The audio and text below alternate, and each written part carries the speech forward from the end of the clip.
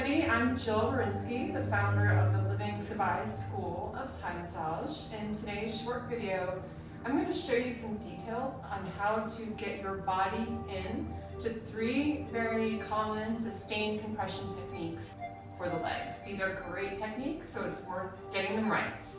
So for the first one, I'm going to do a sustained compression of her quadricep muscles. To get into this technique, I'm going to lift her leg up, and then I'm going to kind of walk on my knees up to her pelvis. I want to be very mindful to be above her knee joint.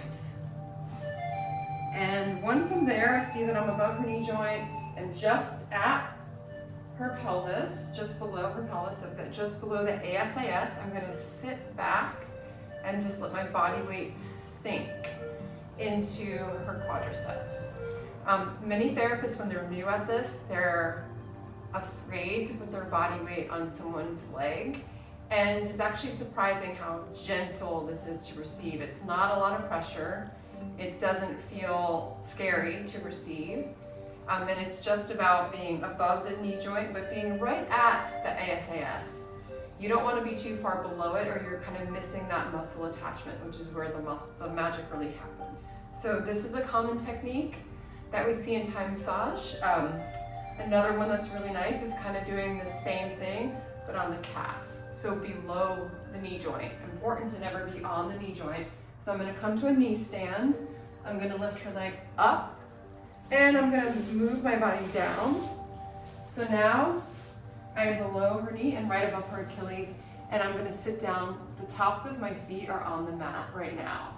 So that's one way to do this calf stretch or compression.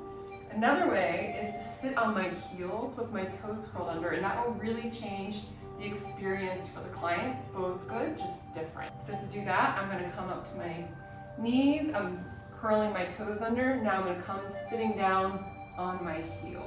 And each one of these compressions you can hold for 2 or 3 minutes. It's really nice to give it time, give those deep fibers of the connective tissue a chance to really release and let go.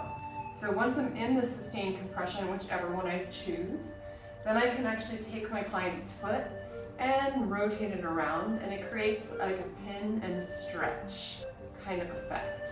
The third one I'm going to show you in this video is to do the same kind of sitting, but on the inner thigh or adductor muscles. Now typically I would do it on the same leg, but then you would be seeing my back in the video. So I'm going to switch legs just for the video purpose.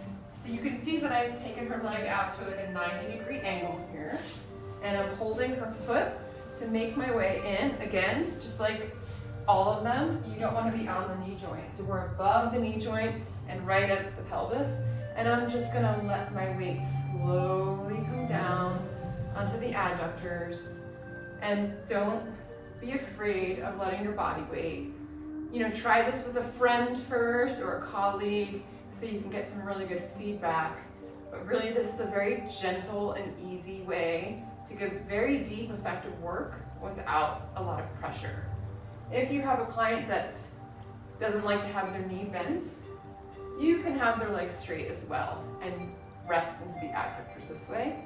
So these are 3 ways that you can get into these really juicy, wonderful sustained compression techniques that are wonderful for releasing chronic tension in the legs and even into the pelvis and the low back.